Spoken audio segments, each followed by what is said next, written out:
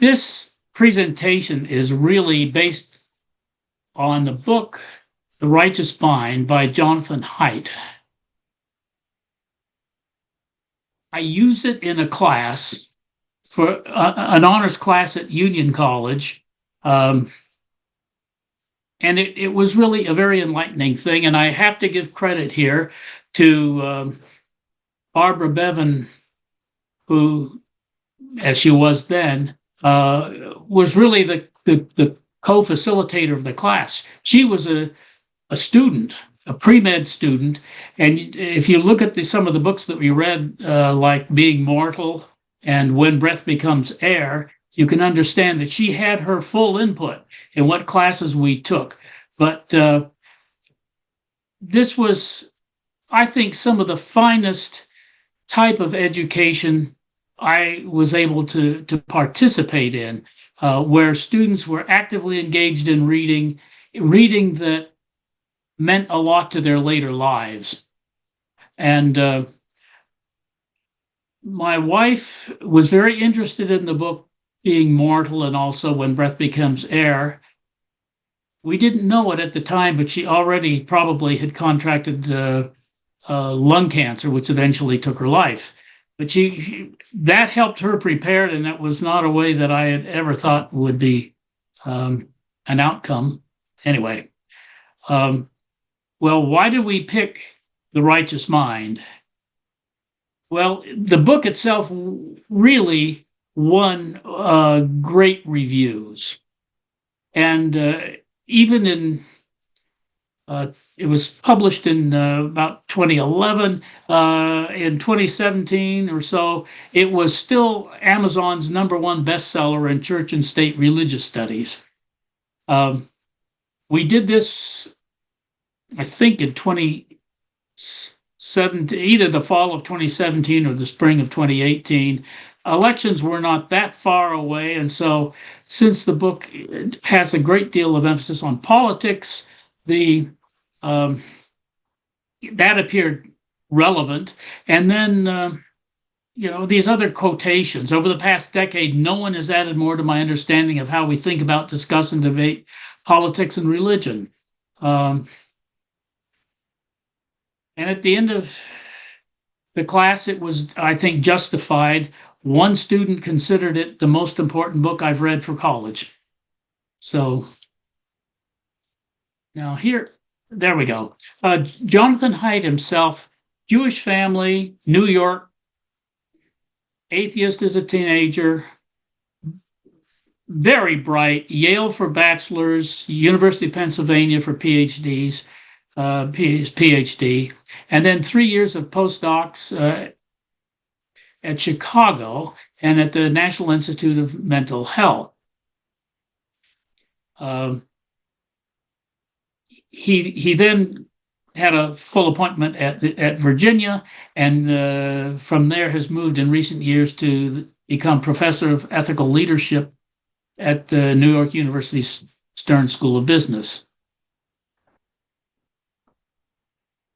There were several important times in his life, people he met, and he entered college planning to study philosophy, and then he thought that he would, when he got to graduate school, by then he was doing psychology and wanted to do something on the psychology of humor.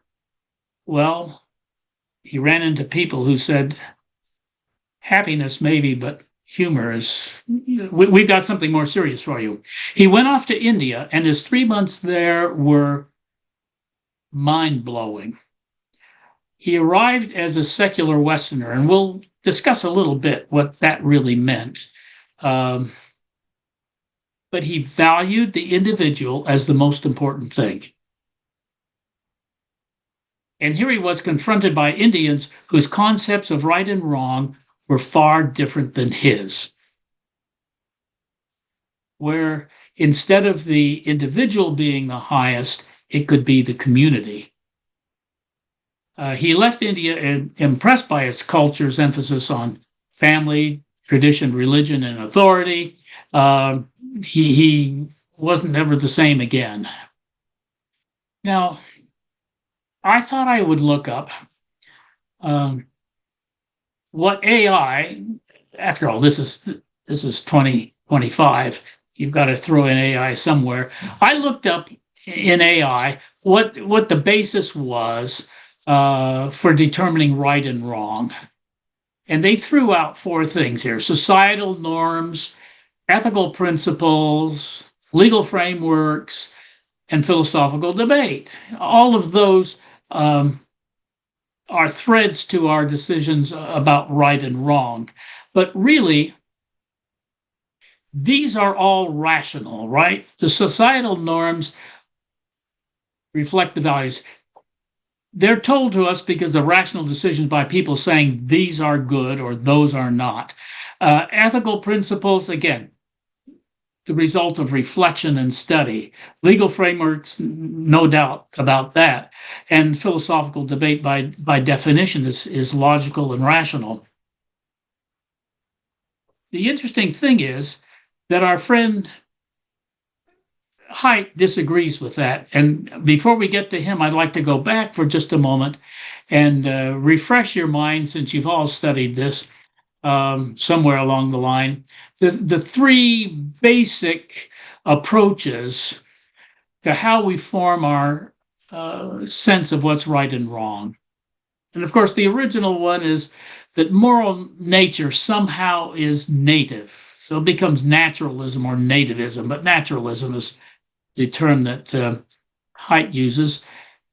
It's the idea that there's something placed in our brains before we're born that leads us to think certain things are right and certain things are wrong. Others would say it's God-inscribed hearts, if you're Christians and probably Jews, Orthodox Jews. On the other hand, though it's most famous from John Locke in the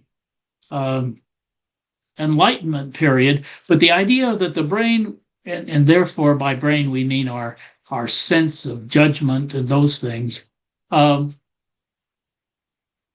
were formed by us. There was no built-in moral content at birth.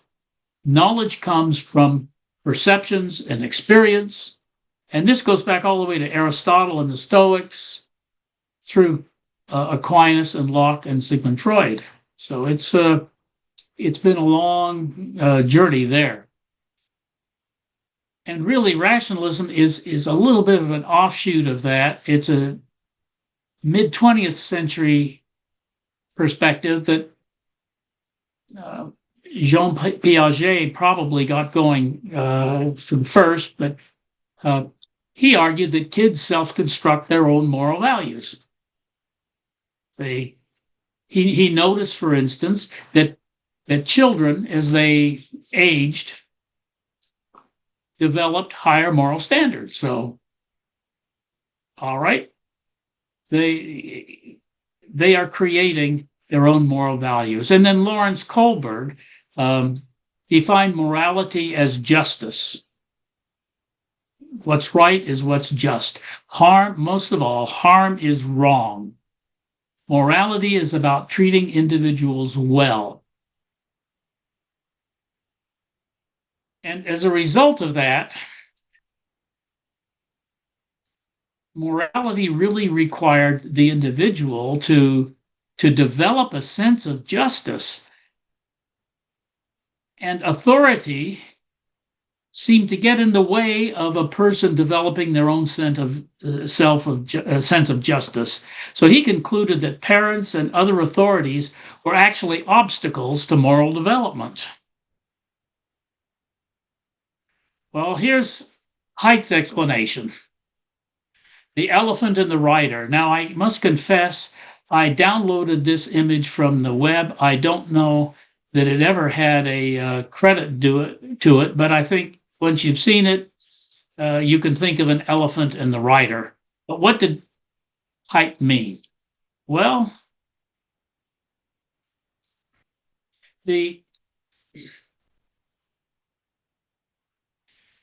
after his time, or actually during his time in India, Haidt questioned rationalism. He questioned what he had come to believe in university and bachelor's and graduate studies. And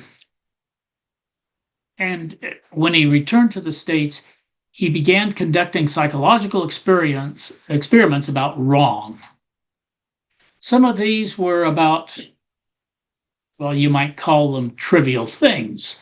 One of them was to have the subjects come in and see apple juice poured out of the container into cups for them, and they were offered to drink it. But first, the experimenter said, "We have these sterilized cockroaches. They come from a very special supplier, and they have been heated up so that now they're just white things. It's just kind of a white dust, but this is cockroach. We're going to put it in your drink. Will you still drink it?" And then the questions devolved. Why not? Why shouldn't you drink it? Why wouldn't you? What would make you? Why is it wrong to drink apple juice with sterilized cockroach remains in it?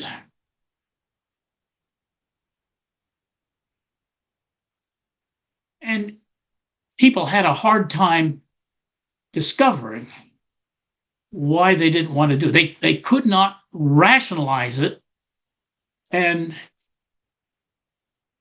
Haidt came to the conclusion that actually many of the judgments we make, many of the things which we say are right or wrong, we're not doing as a result of our logical minds. Instead, what's happening is that our instincts tell us that's pretty yucky stuff. And then our mind begins trying to determine reasons that we can use in order to defend our decision. So his model is the rider and the elephant. The elephant is our mind's instincts. It's it acts first, really. And then the rider is on top, and Haidt says maybe 90% of the time, the rider follows where the elephant chooses. And 10% of the time, though, the mind can overwhelm the instinct. But it's tough. It's uncommon. And again, to summarize the important things here, there's two elements to a moral decision. First is the instinct, and the second is the rationalizing. And the result of this is important for politics in particular. Well,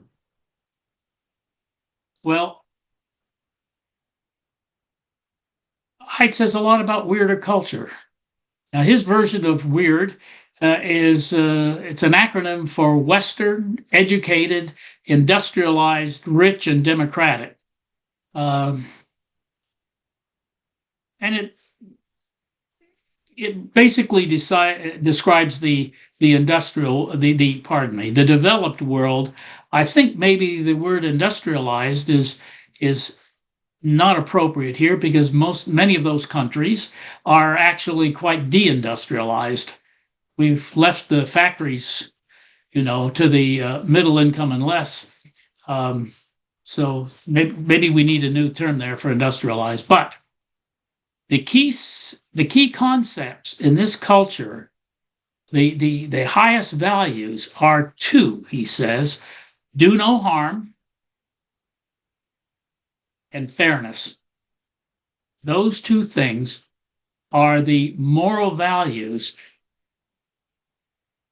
that triumph on university campuses and in educated circles. And to quote him here, the weirder you are, the more you see a world full of separate objects rather than relationships. Morality is individualistic, rule-based, and universalist. Now, weirdness is strongest among the highly educated and better off. interestingly enough, he did some studies. He wanted to see if this was uh, how people in different cultures reacted to his hypotheses. And so he started studying groups in two places in Brazil, Porto Alegre and Recife, which were quite different from each other. Recife being the poorer location and more blue collar, and then people in Philadelphia. He was working on his doctorate at Penn then. Uh, it turned out that the highly educated people, or the more educated and the better off, were the same in Brazil and in the US. The differences came among the less educated and more blue collar. But blue collar people didn't relate to some of the questions that he was asking. I will at this point confess that I'm not giving you everything that he has said and covered. There are some sections of the book that are pretty gross. So a page or two. If something starts getting a bit gross, well, just skip it. Just go on. Non-weirder societies, the more traditional societies, but he uses non-weirder as his term. They rank the needs of groups and institutions ahead of individual needs. Communities come first. Morality is centered on the society. Almost all of them incorporate the divine. And from this community and sociocentric morality and the divine, they have additional concepts that are not very, well, let's put it this way, that maybe have been abandoned by weirder societies. Things like duty, hierarchy, authority, respect, reputation, patriotism. Those concepts are valued in places like India, Latin America, and Africa. Some examples here. An Indian wife goes to the movies alone. She comes back, she tells her husband she went to the movies.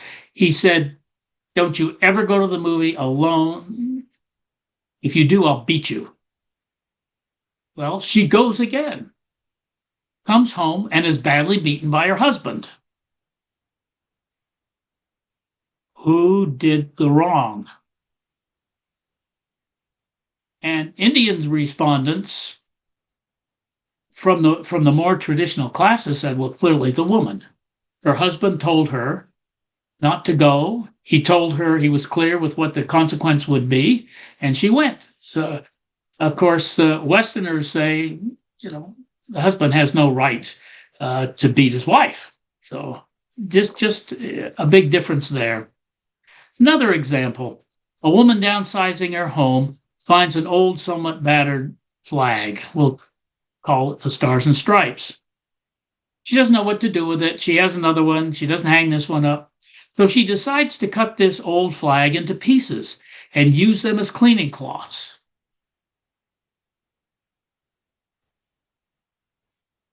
Do you think that considering the people I saw on this last week, do you think that your reaction is that you're as offended as perhaps people who are on the non-weirder society, people who are more traditional?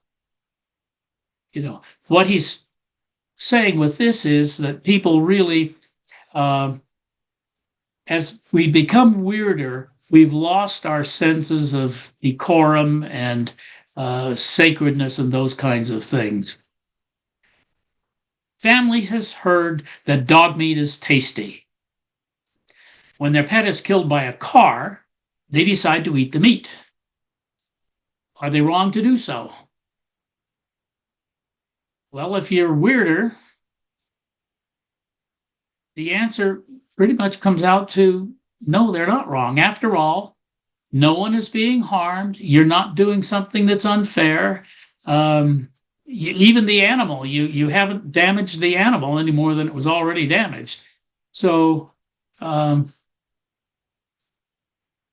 it's okay. Whereas most non-weird societies have religious doctrines that might limit that quite a bit. Another key point that Haidt makes is that behaviors that provide short-run benefits often antagonize others. Some of them are sinful, some of them are simply antisocial, but we've got lying, theft, freeloading, a number of characteristics here that maybe put us ahead in the short run, but in the long run, we lose friends and make enemies. As an evolutionist, Haidt sees that groups form for protection from outsiders and to regulate behavior. Now, I don't know that that's really contrary. I mean, why did, if you take the literal Genesis account here, after the Tower of Babel was destroyed and people spread out, why did they form groups? Well, they did it for protection, and then within the group, they had to regulate behavior. Haidt points out that behavior is sometimes unwelcome within the group. Things like aggressiveness, distrust, bullying. Those characteristics used with other members of the group are destructive. On the other hand, they may be just the thing when negotiating with enemies or outsiders. He has an example that I thought was very interesting, and that is competition. I grew up at a time when competitive sports was judged bad. And for years, my wife taught in Adventist academies, and some of the biggest battles were over competitive basketball and other sports. Haidt says that competition is good. Well, but there's a difference here. Haidt is making the point that competition between groups strengthens bonds within the groups. And high schools know this. It's the competition against another school that unites our school. It's beneficial to compete against others, against outsiders. On the other hand, competition between individuals is generally harmful. So if a corporation, for instance, is looking for a new CEO a couple of years down the road to establish criteria for a competition and then have the vice presidents competing against each other to win the position, that's likely to cause a catastrophe rather than prosperity. It's not a good thing. So I found that quite interesting. I went on to look for the reasons behind our instincts.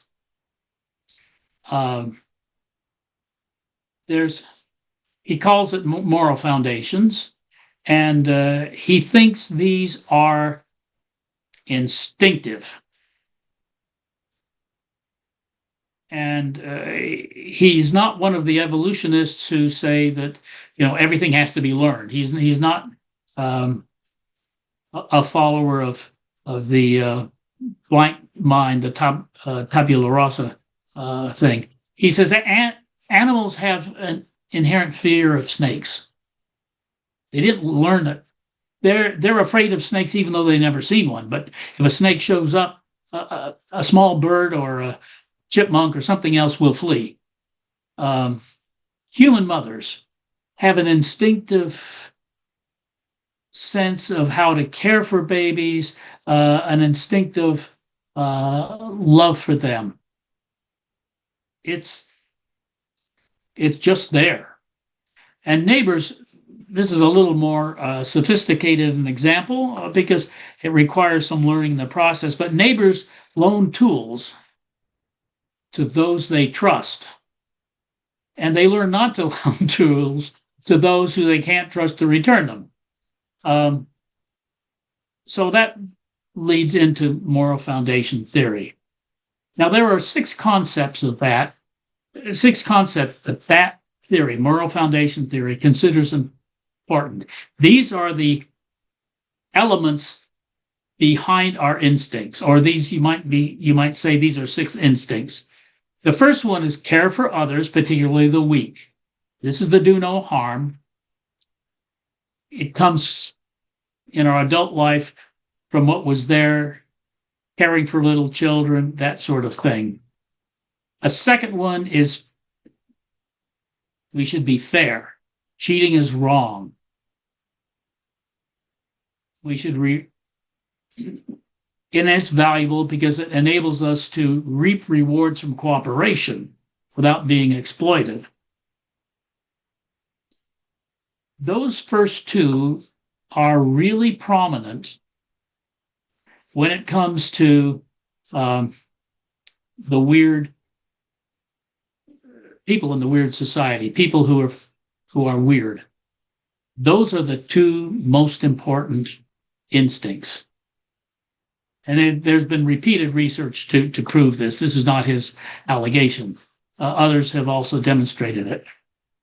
I don't want to wander into politics very much, but I'm sure you can tell me when I mute myself here that one party is better known for having these instincts than the other party. Then there are four other ones. Loyalty versus betrayal, a response to maintaining the groups we're in. An instinct to accept authority and to really oppose subversion. If we feel somebody is subverting what the proper order should be, the vertical order here, they're off somewhere to the side. Well, that's offensive to some. So that's another instinct. And a fifth instinct is that of sanctity, that there are some things that are right. There's purity. There's degradation, the opposite of these things. And this is something that people, many of them, not all, but many people, have this inherently, as well as other people who've developed as a result of ideas, teachings, preachings. Then finally, there's an instinctive desire for liberty and opposition to oppression. So these are important. I know I'm sounding like a teacher, like I missed the classroom. Sorry if anyone's yawning. I understand. But let's go now to the new atheists and their attack on religion, because Haidt really opposes them. And this is an example of cultural foundation theory entering the intellectual realm. The new atheists, and I suppose some of us today know a bit about them. Some of you, I have to confess, some of you may have read their books. I have not. I may have one or two on the shelf, but I never got around to reading them. Sam Harris wrote The End of Faith, Religion, Terror, and the Future of Reason. This is a reaction to the 9/11 attacks. It was, religious fanatics. Richard Dawkins, Daniel Dennett, and Christopher Hitchens also joined him, and they became known as the Four horsemen of the non-apocalypse.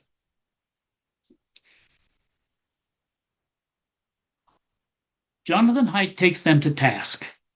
He says that they defined religion as belief in supernatural agents. So the religious people are superstitious. By definition, they believe in the supernatural. They're superstitious. And they, that is, the four horsemen, also attack believers' faulty reasoning, their rituals that took time, consumed or even wasted wealth, and might provoke hostility to others, and what they call counterproductive religious fantasies.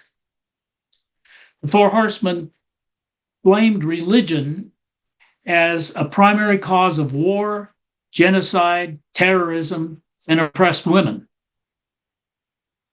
I'm sure if this were updated, probably environmental degradation and global warming would be in there too.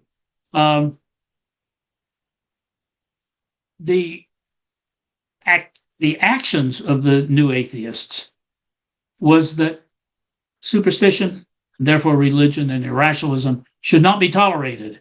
Rather, they challenged theism by rational argument, especially when it influenced broad society. So they wished to remove religion from government, education, and politics. Well, Haidt's response is quite interesting. He says that there's a lot more to religion than just belief in a supernatural.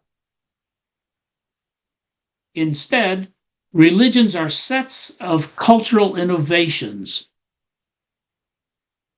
that make groups more cohesive and cooperative.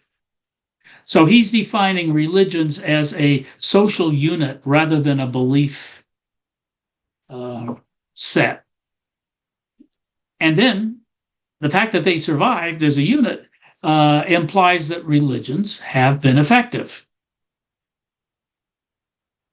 Now, as an evolutionist, he says religions used God to create moral communities.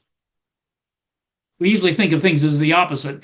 God created moral communities through religion, but he's saying the religion used the deity too. Earlier hunter-gatherers had somewhat capricious gods who might strike people dead. They did good, they did bad to individuals and groups, somewhat irrationally, somewhat without cause effect. But after agriculture, when larger societies needed to develop and food could be stored for longer periods of time rather than just eaten after the hunt, after agriculture, the gods of those religions addressed actions that could foment conflict and division within the group. You quote Haidt, creating gods who can see everything and who hate cheaters and oath breakers turns out to be a good way to reduce cheating and oath breaking. Religion helps make our societies better. And then he looks at the result. Because we have religious groups, we're better off. And he points out that in the 19th century, there were about 200 US communes that lasted at least 20 years. But only 6% of the secular communes still function 20 years after their founding. But 39% of the religious communes did. So he's asking, why did people in a religious commune stay there longer than the ones in the secular? Well, further research showed that the stricter the religious commune, the longer lasting the commune. so that if they had to fast, abandon alcohol, if there were dress codes, they had to cut ties with outsiders, the more inner-centered their views came, the longer they lasted. Or as he put it,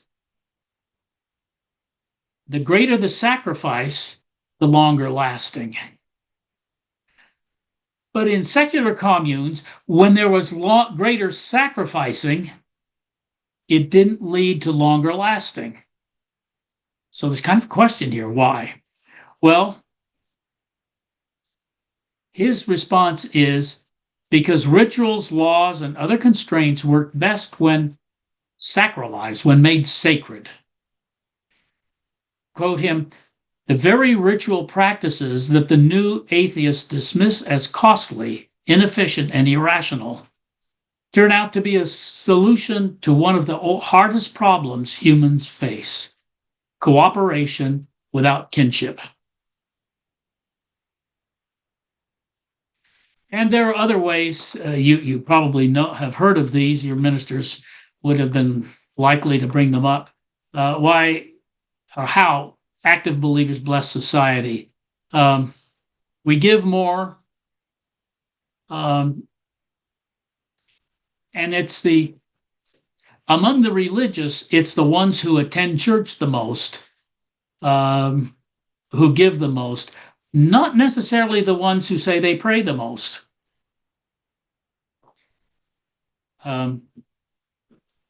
And believers give more, even to non-parochial causes, than do non-believers on average. The more frequently people attend religious services, the more generous and charitable they become. So theology apparently matters less in how we relate with each other than actually being together. Putnam and Campbell, two other social scientists, this is Putnam of Bowling Again, Robert Putnam, they concluded it is religious belongingness that matters for neighborliness, not religious believing. Well, is anything innate? This is kind of a hypothesis that there are these innate things. It's impossible to do a typical blind scientific study with some babies being born with innate and others aren't. But this one came close. I think it was clever.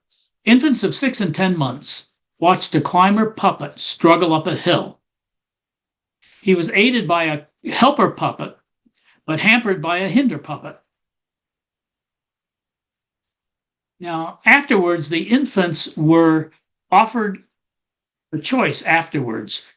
They could hold either the helper puppet or the hinder puppet. Well, something like, I'm sorry, I do not remember the statistics, but it was somewhere in the 80% range of these 6 and 12-month-old babies, infants, decided they wanted to hold the nice helper puppet.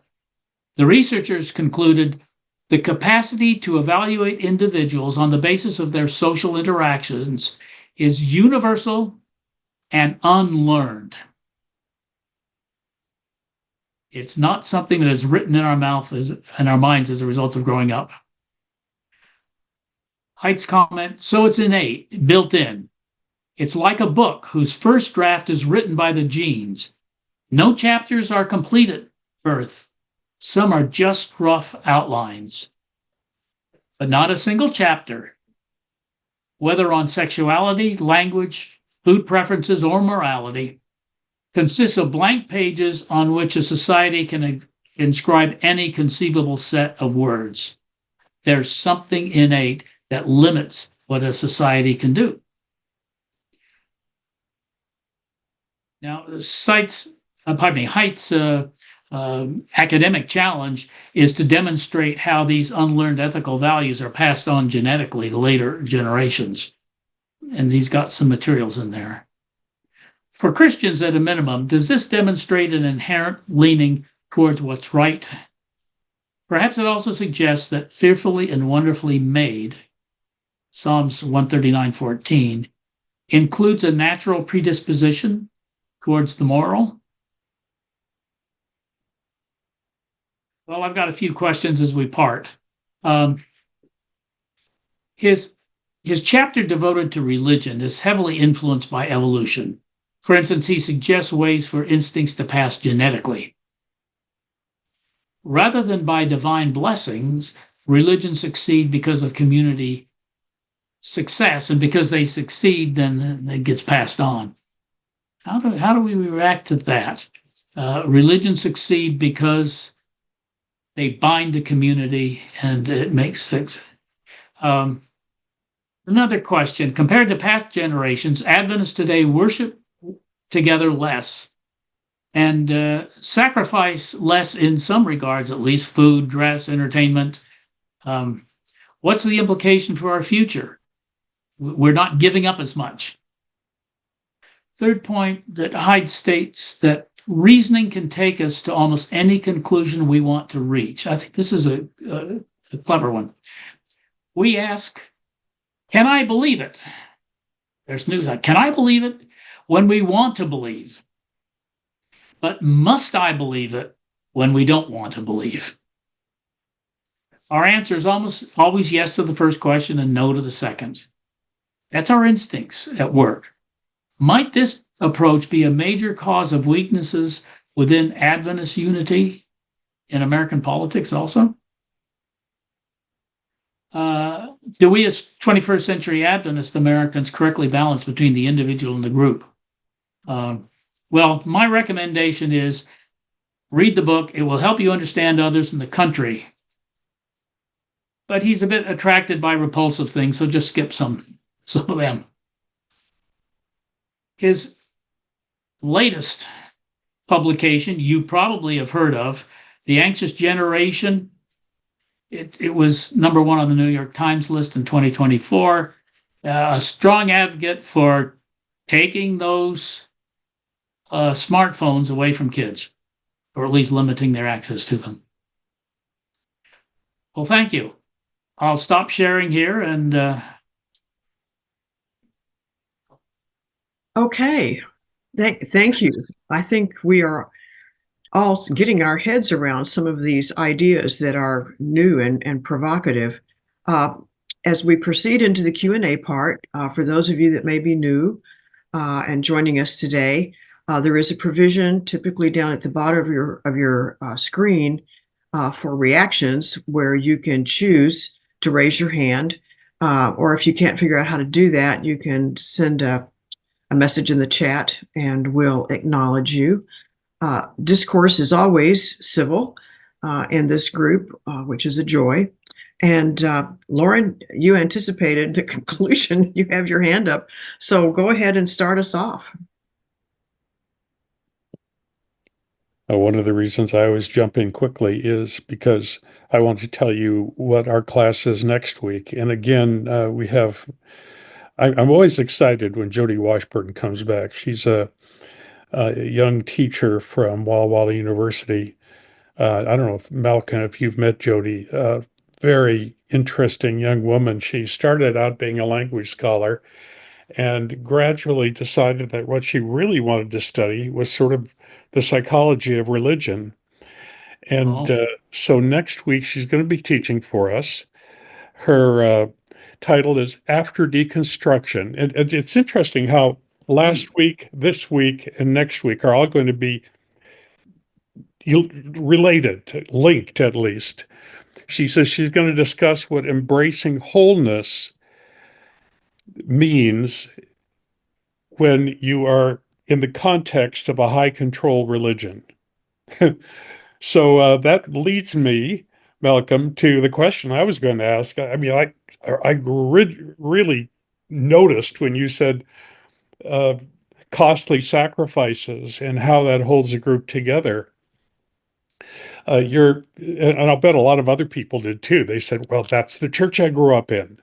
I grew up in a church that asked me to make lots of costly sacrifices. And for a lot of us who are here in this class, it wasn't until quite a time later in our lives when we thought, I'm not sure some of those sacrifices were right. Not whether they were worth it, but I'm not sure they were even right, whether they made a lot of sense. Uh, but yes, it's true. Nonetheless, I can go to India, as I did a few years ago, walk into a church, and I'm part of a group. I'm part of that same group.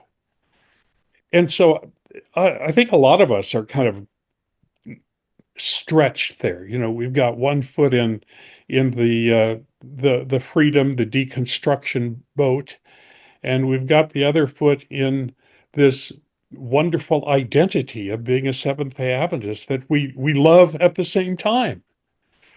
So this is a really interesting thing to me, and I'm wondering how you, in your own life, in your own situation, have processed it. I may be on thin ice here, Yeah, it's but okay. You're but retired. it seems to me that I stayed in the church partly because I had mentors and friends, people who went before me and people who went with me, who reformulated Adventism for me. Hmm. So the Sabbath was not a matter. Growing up was a Friday afternoon was the tensest time of the week. My parents worked, my mother part-time, but my father more than full-time. And Friday afternoon was the only time when we had to go grocery shopping. And we'd get home, an hour before sunset, a family of 5 or 6, whether my older sister was home or not, one bathroom to get our showers before the sun would set and all come in very happy and peaceful for worship. Those were tough times. But later on, relearning the beauties of the Sabbath and reading more about it, I came to appreciate it. Hmm. And I would say that this extends to other things too. I was shocked when a friend, I was teaching at Andrews, a friend pointed out that there's this passage in the Pentateuch, and I can't quote you. It's probably Leviticus or Numbers, that says you're to take your tithe. If you can't submit your tithes right away, take it and buy strong drink with it. Well, that doesn't really support that the tithe has to go just to the upward channel of the General Conference. So I get it. I think we all have to remake Adventism for ourselves. I have done a little thing with my Sabbath school classes in the past. I say, okay, and if you want it, tie Adventist in knots. I say two guys go out to eat. One of them orders 48-ounce steak rare. The other one orders a split pea soup that has some tiny little bits of ham in it. Which one is sinning? And Adventists really struggle with that because it's about health. And someone will say neither of them, the other will say both of them. And they'll really struggle with this concept because I think it has not to do with health, it has to do with belonging. Mm-mm. Yeah.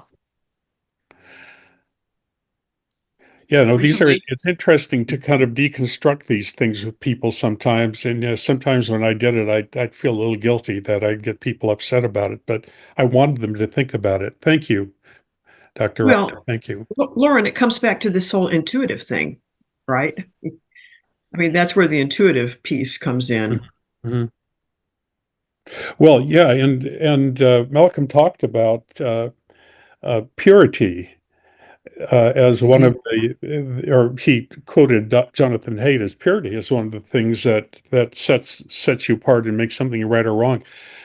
Famous Mary Douglas book about clean and unclean, and she talks about how the Jewish food rules really never were intended to be about health. They were about something else. They were about sort of Purity. basic purity. Yeah. Purity.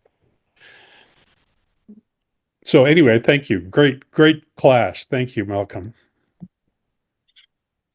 Bjorn, Right, it goes to Haidt. Bjorn, good to see you. Let's see here. I can ask you to unmute. Excellent. Thank you. Hi, Dr. Russell. Thank you very much. It felt almost like I was back in class with you. Really, really fun. I found this presentation, especially as we deal with some of these issues that actually Lauren brought up. I find this fascinating. I remember you said a couple things.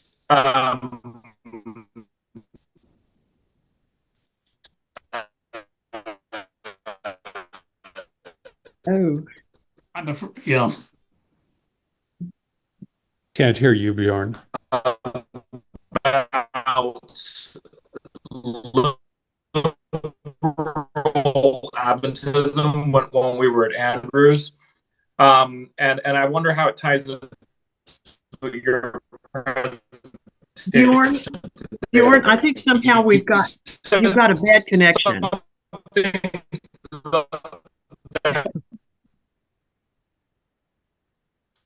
Bjorn? Hear me at all? No. Why don't you go off and come back, and we'll come back to you. Okay. Let's do that because I want to hear your question.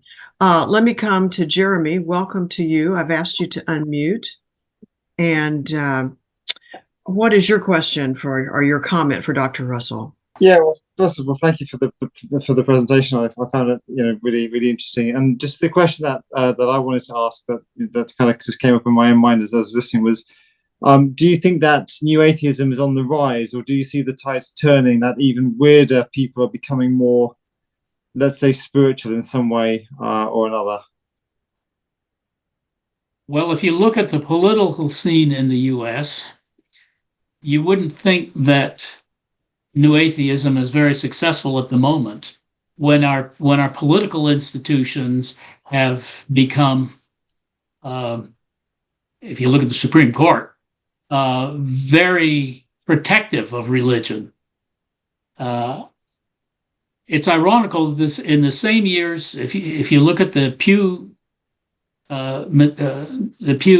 research results from say 2007 to 2024,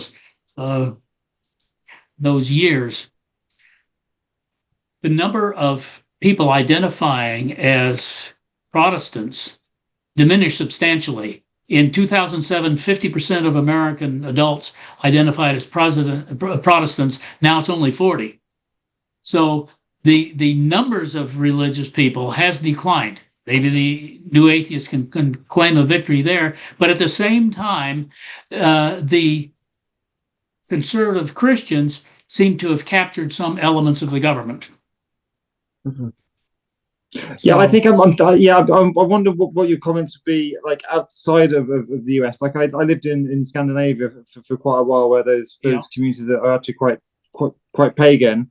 And I wonder if you think it like if different places around the world, if some of those tides are turning. I don't know enough to be able to comment on Scandinavia. It's interesting that even in the Middle East, in Muslim societies, which I know something about, I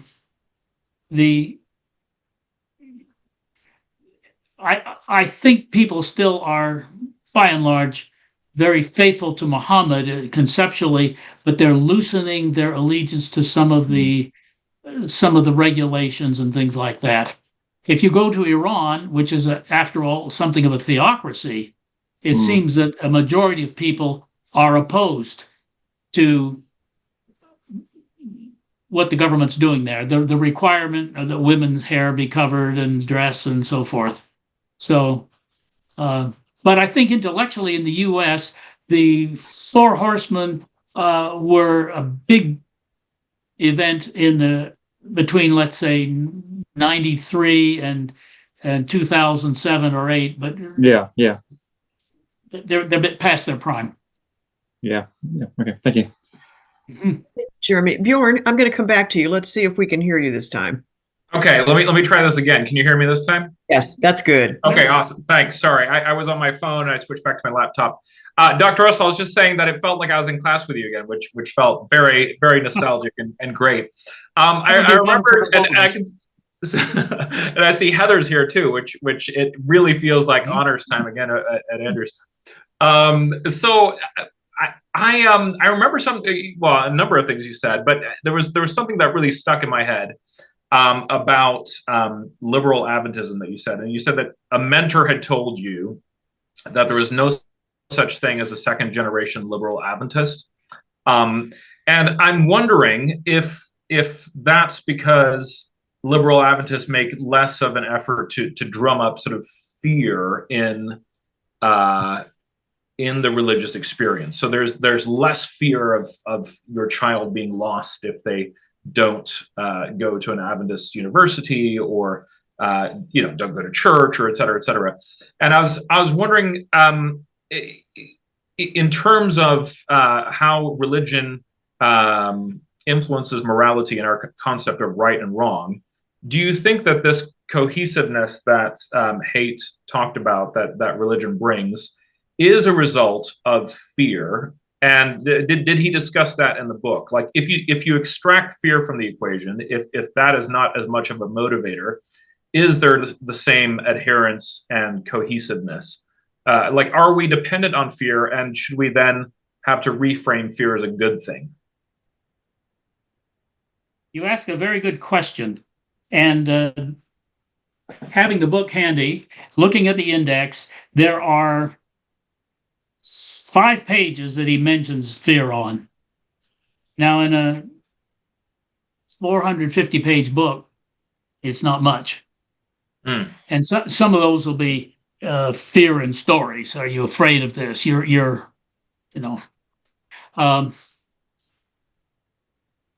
But just myself, first thing I have to say is I have since met Adventists whose parents were liberals.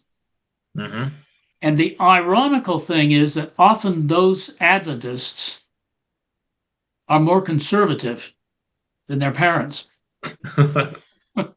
Maybe we have a need somehow to express our own identities and to rebel a little bit against the folks, and so there's some of that. Thanks. I wish I could add more. Yeah, it's a tough one. No, thank you. Yeah. Thank you. Philip, I've asked you to unmute if you'd like to, and we'll hear your thought. Please go ahead. Oh, thank you. It's a rich Sabbath school discussion, and I too remember the days at Andrews University, with my best and favorite teacher, Dr. Russell, and it's very nostalgic, sitting here thinking about those wonderful days at Andrews University. It's a very interesting topic, and I'm trying to figure out what Seventh-day Adventists can say to contribute. We have a fundamental belief about human nature, but all we've ever said is that human nature is sinful. We don't have anything interesting to say about what to me is a mystery of how, babies and toddlers can learn 5 or 6 languages and they just pick it up real quick. And that capacity seems to go away. At least it did for me. I mean, I took 2 years of Spanish at Andrews Academy and it didn't do me any good at all. I could barely speak English. But this is not a fundamental belief that we've thought about revising. It's not a fundamental belief that has attracted much scholarly interest in the church. But it is this human nature. It's very interesting. I mean, Wilhelm Dilthey writes that the human sciences can be sciences because there is a substratum of a fixed human nature. I think this is very important in the natural sciences, especially for the evolutionists. I mean, the transgenders drive the evolutionists nuts. They can't deal with that. And so we're sort of, we're left with this conundrum of I mean, if morality is innate, I mean, Seventh-day Adventists would say, well, this innate morality is sinful. It's corrupt. And so then we have to deal with this indeterminacy of morality that sort of almost vitiates the entire construct. I mean, we've learned since 2016 that you can construct a very strong, cogent moral argument in favor of the Holocaust. It's and if you can do that, then what good is morality? I mean, I haven't read the book, but my sense is if I were to read the book, I'd probably find it very frustrating. Actually, we haven't talked about the political side of this, but Haidt, when this book came out, was fairly well received by people on the liberal side, but for things that he's done since, and the seeds of them are visible in the book, you'd say he's right on, because he points out that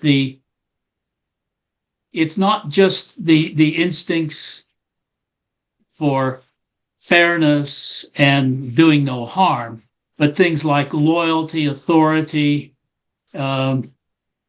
sanctity. Those are all things that are there in some people, but apparently not in all, which makes it really difficult to make blanket statements. But it also supports the idea that if a political party or a religion or whatever, if a group ignores those other instincts, it may do so at its peril. He was telling people back when Obama was running for president and things like that, you can't take off the flag pin and be a successful politician in America. Well, Obama was, but I think his point still stands. If you feel uncomfortable as a member of one party by abandoning one of the symbols that the country has adopted, then, and why have they adopted it? Some of that is instinctive. Mm-hmm. Thank you, Philip. My friend Jerry Lofthouse, Dr. Russell, has refused to raise his hand and ask a question that he posted in the chat. So I'm going to ask it for him. And he questioned, he says, so based on what we've discussed and what you've said so far, is God an unnecessary component of religion? Well, an evolution would say that God is created by religion. So that would be Haidt's an atheist. That would be his response. I'm not persuaded. I'm not persuaded by that. I think that probably God is necessary. Certainly, I mean, where would we be? I regard Jesus as divine, and without that, where would we be? Incidentally, I hope I satisfied Phil Brantley there, because my answer was too brief and I did not comment on all the things I learned from him. But anyway, they're valuable. All right, thank you. Heather May, welcome. Share your thoughts with us today.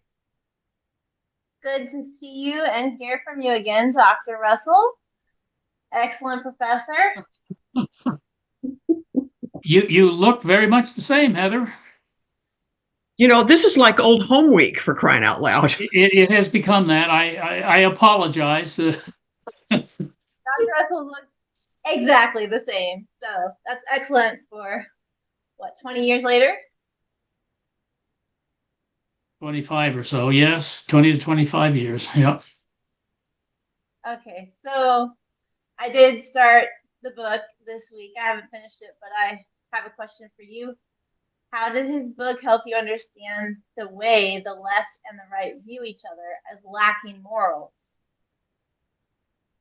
Well, it's what I got from it is that each of those sides is tone deaf to the instincts of the other side. So that, for instance, to just pick things up here, the MAGA group is quite tone deaf to do no harm to people. The do no harm is much below some other things, and they'll interpret the fairness somewhat differently. Whereas the liberals will say, well, fairness means we need to offer minorities and other disadvantaged groups these stepping stones, and then you find a rather different view from the White House these days. And if you look at things like authority, sanctity, whatnot, I think that the Democratic Party is not, it has alienated itself from those that have religious instincts. I was at a lecture given by Robert Putnam, and he asked us, he said, would you please raise your hand if you said prayer before breakfast today? And this being Lincoln, Nebraska, many hands went up. And he said, well, I know how you vote. Actually, that's probably not true in Lincoln. We have a lot of Christians who are Democrats, but I think nationally the Democratic Party has, and we've got to blame the struggle over abortion for a lot of this. I lost, and that could divert us from where we should go. So I'll not go there. But Heather, maybe I'm wandering. But am I answering you what you're after? Your presentation didn't talk about this in particular, so I was curious if the book kind of spends more time with that. Oh, the book is mostly about that. You haven't got to it. No, if you look at chapter 7, the moral foundations of politics, 8, the conservative advantage, and 12, why can't we all disagree more constructively? So you've got some good reading ahead. I have a question to address that last part. Mm-hmm. So he mentions that decisions are not made rationally; they're made rationally with emotion. Mm-hmm. What did you think of that? Oh, I think it's very true. And his point about doing things more constructively is, if you're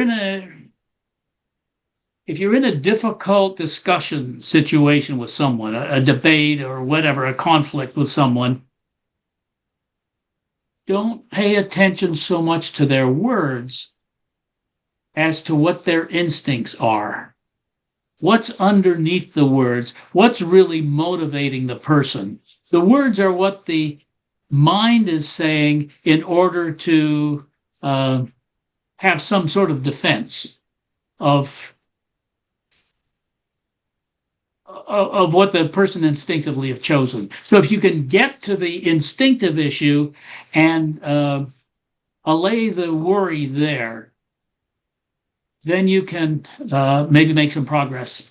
He gives an example of an experiment where they use coded language, and they had one of the questions was,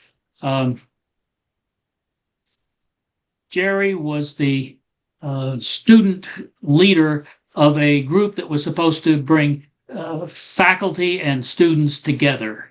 And he spent a lot of time organizing questions that he felt would appeal to each side. And how do you in favor of him? Is that a good thing? But then they just changed it slightly and said, he sometimes used questions that he thought would bring faculty and students together. That had a high negative rating because people thought that it was the sometimes. It was the very word sometimes. People thought that he was manipulating the situation, whereas if he's doing it all the time, that's what it's for. Yeah. So, if we can get away from code words and critical things, that's an element that can help. Thank you. You're Thanks, welcome. Heather. Linda, welcome. Thank you. Question Thank or you thought? so much. Thank you so much, Linda. Thank you, Dr. Russell. I guess if I don't like labels, but I guess if I wanted to label myself, I would say I was a compassionate conservative.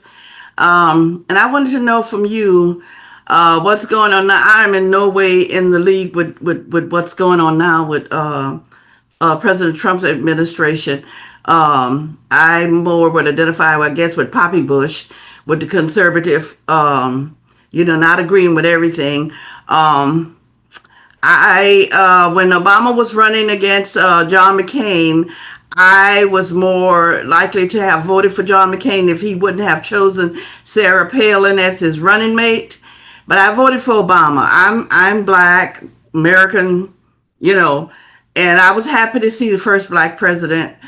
But I was disappointed. I was disappointed when he lit up the White House with the rainbow colors and the bridges. And I was disappointed in Biden calling Easter Transgender Day.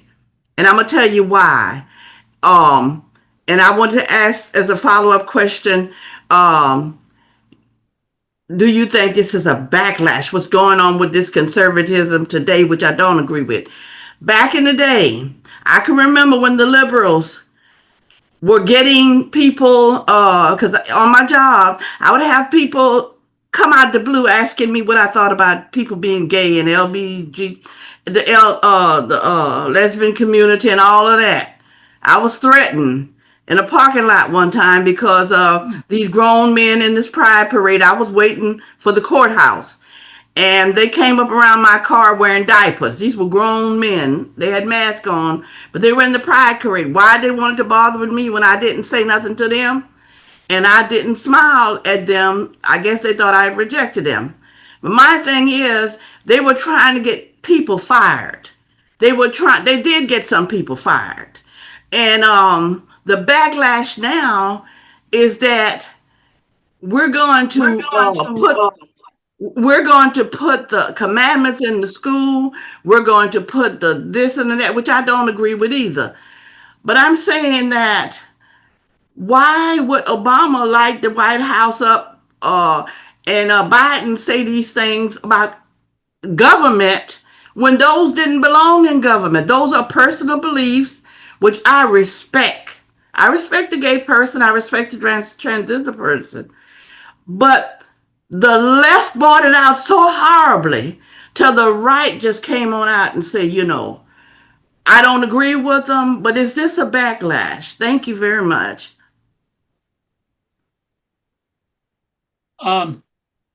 Linda, I appreciate your comments. It is Linda here, right? Yes.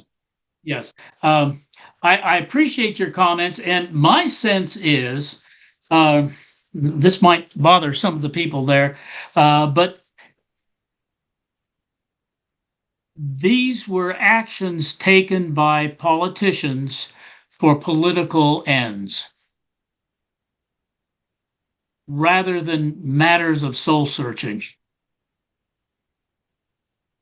And that's probably true of both Obama and Biden. And I think it comes from each political party. Those people just talk to each other. They don't talk to outsiders. They don't understand how the rest of the world is going to judge them. So that I can understand where you're coming from. That's my response. Because those two gentlemen weren't aware that others have instincts of sanctity and whatnot. Well, I can relate because I didn't think the White House should have invited the Philadelphia Eagles in either. But hey, that's just me being an old Cowboy fan. So, Ray, you can relate to that, right? So, Ray and Bobby, what are y'all thinking? It's probably an issue that's been with me for quite some time. We always seem to equate religious beliefs or religion with Christianity. I do not see them as being equal in any way. So when we talk about some of the things that an atheist believes in, or how they seek organized religion or Christianity, I have to agree with much of what they say, because organized religion is its worst enemy. I mean, I go back to what we as Adventists supposedly believe. God created people in his image. Well, God knows good and evil, does he not? Or does he only know good? So we have this tree there where they go up.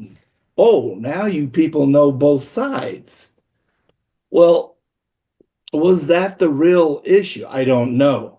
But we seem to equate humans now as Adventists as not having any good in them. So what really happened back there? Did good get wiped out of the humanity? And now you have to believe a certain way or act a certain way to know any good? I'm going to go along with the idea there's good in people. It may be hidden, it may be subjugated, but I don't believe a Christian is any more moral than an atheist in any way. I can't go there. So I have a real issue with religion being equated with Christianity. And Christianity today has become equal to, oh, we do as Christ does or did. That's not equal either. I think the whole idea of religion and Christianity has to be redefined. Just my idea.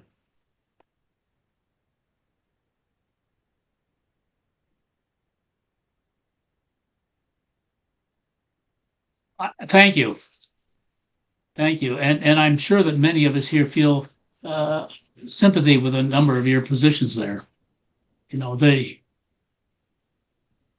And I just toss one other thing in, and that is it's pretty hard to be an atheist. I mean, the intellectual purity that's required of your mind is such. What's happening in America as it's becoming de-Christianized is not that it's becoming atheist, becoming nothing.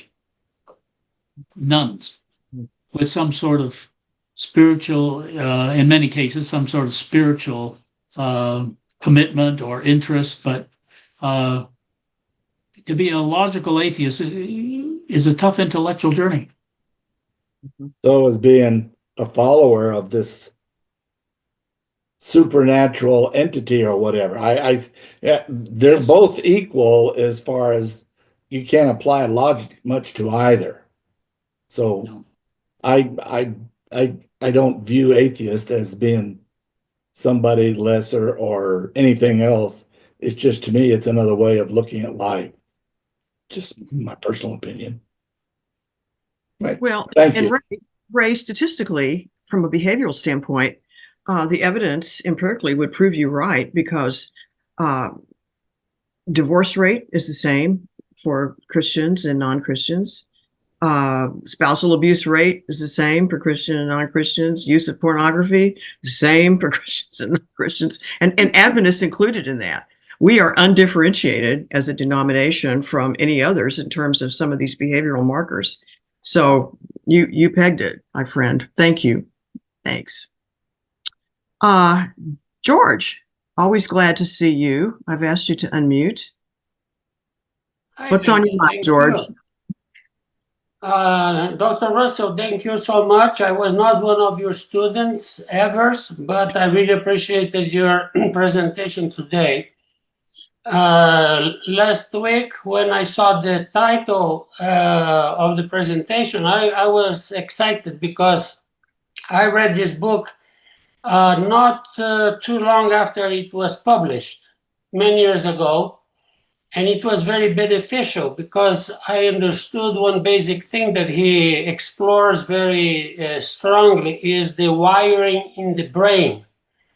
And Haidt actually was a great contributor to psychoneurology or neuropsychology in terms of helping us to understand that we are what we are.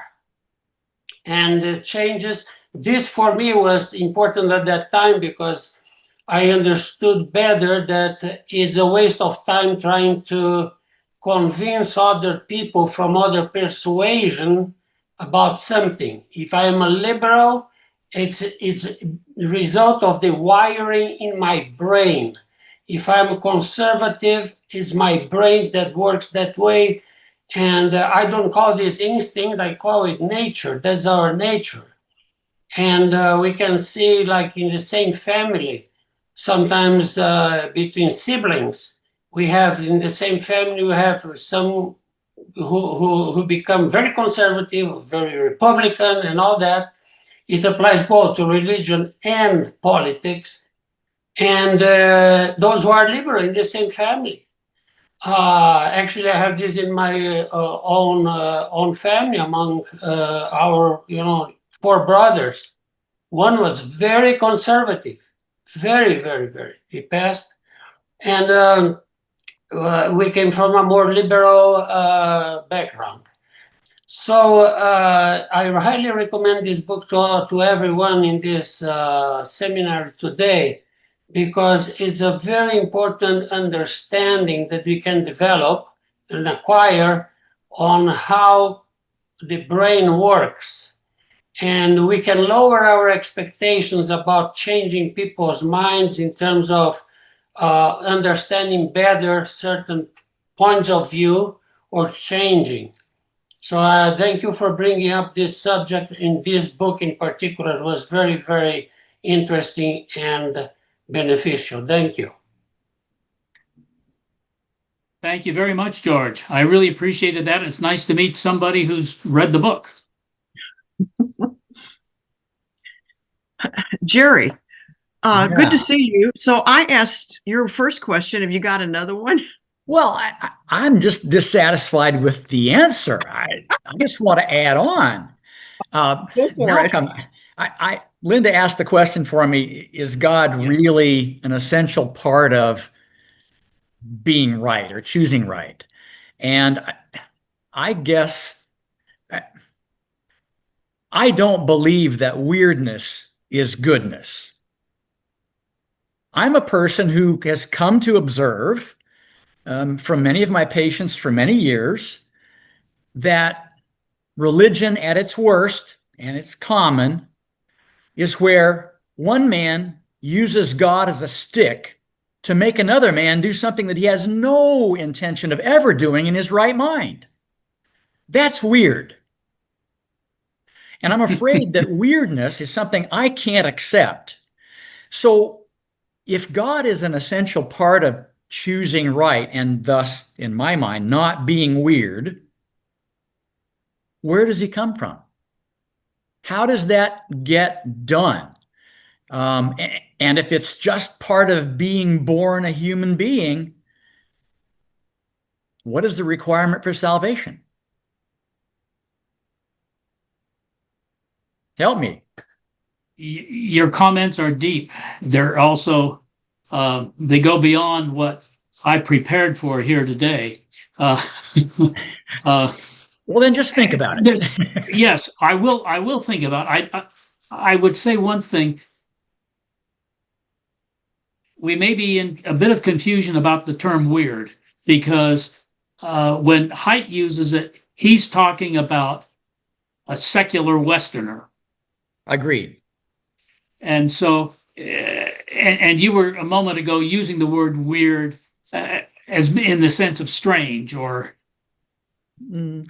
No, I really, Western educated, informed, and those people all coming together posit themselves as being proper religion.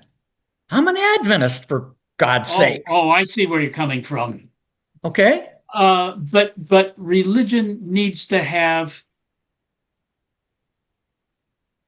I think to be successful, a religion needs to have a sense of community and a sense of something that's above. When I was doing the Camino de Santiago a couple of years ago, I met an awful lot of people who told me they were not members of a religious organization. Right. They had been atheists. But now they felt that was inadequate, that there was something greater. I appreciate that. And so, yes, that really, if religion means listening to everything the Pope says, one of the men told me, then I'm not. But yes, I believe there's something more. But Jerry, there's a force out there. There's something. Jerry, let me ask you a question kind of related to yours. One of the notes I made, because it was something that disturbed me, and I rather suspect that might be true for you too, was the idea out of this Dr. Russell's presentation that religions succeed because of community success. Right. And that, I see you making it. I'm put down my personal relationship with Jesus, question mark. Yeah, that's difficult. I'm with you on that. And I too. Okay, explain that a little bit. But Haidt, I was presenting Haidt's view there. I appreciate that. He's an atheist. He's an evolutionist, and he sees one proof of the validity of religion is in their survival, and the way they have worked so that people will come together for the good of the whole, and therefore beneficial for individuals. Does that make sense? It does. I can hear it. However, I'm disturbed by the means used to make that happen. I see most religions enforcing that community by some sort of force, some manipulation of the mind, often at the hand of God. And I'm disturbed by that. So that's why I'm asking the question. I just say it's not at the hand of God. It's manipulating the hand of God. Agreed. They're using God as a way to do it. And that often leads to weaknesses in the religious culture. Agreed. And I wish it would happen sooner. Yes. Thank you. Well, Jerry and I are blood brothers and sisters there, because we both at times been threatened with being the one shred in the fabric of unity. Yep. Appreciated, Linda. Thank you. Thank you, Malcolm. You bet. Thank you. So, Kristen, welcome, and tell us what you're thinking about this today. Hi, Dr. Russell, another of your Hi, students Krista. here. And well, my dog's putting appearance in here too. So I had to write some notes down to try to organize because I have so many thoughts on this. But I just really wanted to focus on this idea of the individuality versus the relational focus that you were talking about there at the beginning. And just with our experience with the church and a lot of things in the last few years, we are not participating. After being very, very involved in our church, I'm an elder, I've been a worship leader, all kinds of things at our church, but have not been attending regularly for several years now. And that is the piece that I miss, is that community piece of the church. But I also have a harder time participating when we do go, just because I notice more some of the things that I don't agree with, or I see more the inconsistency or the insincerity. So participating in things like music or just several of the different things is harder to do, but then you lose that community piece. So I was thinking as you were talking about that I kind of sometimes wish society was headed back that way. I think we're getting more and more individualized in our society and people are lonely. But I can also see as a woman, especially, that those are also the kinds of things where, especially the relationally focused, a woman didn't have any value if she wasn't married, didn't have children, that it leads to that kind of thinking too. And then I got thinking about kind of where our society with religion that has that community focus more is right now. And wondering if even in the weird society, as you're defining it by the Western, or as Haidt defines it, the Western individualist society, does religion in a weird society have that relational piece to it? It does in some ways. It has that community that I'm missing, but I'm thinking of like the newer part of this kind of Christian nationalist movement and the Project 2025, where they're wanting women to stay home and have more children, but there's not those social supports for women doing that, like there are maybe in some other countries that are not Western countries. Or I think about like the way that more religious communities, especially more fundamentalist religious communities, approached COVID was not in a communal way. It was in a very individualistic way. So I'm just kind of curious, is this a different dynamic in a weird society? And also, is there any precedent for this kind of a weird society in the past? Does it always eventually revert back to a more fundamentalist community focus, or how does that work? Boy, I'm sure glad that you didn't ask me such tough questions when I was your teacher. Well, it was hard to understand macroeconomics well enough to ask questions.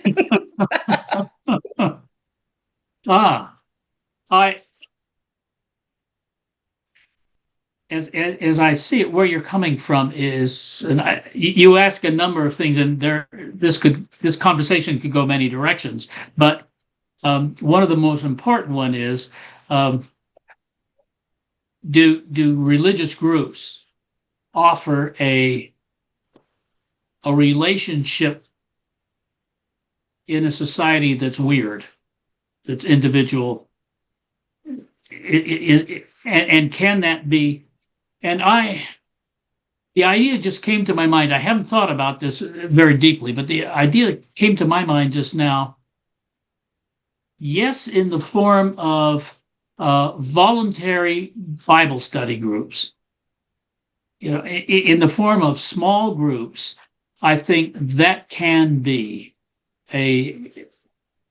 I'll just give you an example. When we moved to Lincoln, my wife joined a Sabbath school class at the church. I didn't stay there very long because I got involved in some things with students, and so we had separate Sabbath schools. But then when I retired, I joined her in her Sabbath school class. When she came down with cancer, that Sabbath school class, that group of people, was of immense importance to her life. And so I can see that in times of crisis, that a group, well, and this group had female leaders. I mean, this was not a case of where women were being in lesser positions. Women often led it, but I just saw how much good came to her, came to me too, but came to her from a religious group in a society that is very individualistic. So, and I think we also don't. We often do things for the benefit of today, whereas, and we don't think that maybe our last days are just around the corner. So I may put more emphasis on this than I would have some years ago, a few decades back. So I don't know. Does that? What would be your reaction to what I've said? Go ahead, Okay. Kristen. Can you? Yeah, thanks. I wasn't able to unmute myself there for a minute. No, I mean, that's such an important, I went through cancer. I had breast cancer 10 years ago, and our church was amazing in that way. They brought us meals for months after surgeries and when I was in chemo and all of that. And I can't imagine going through something like that without a community like that. And that's been part of the hard thing with this kind of detaching more from the church. But I also have a hard time participating in that community when I feel like I'm putting on an act sometimes. So that makes it really hard. I guess maybe the question is then is there a way for groups that are not religious to form community? What does community form around when it's not formed around religion? Is it possible?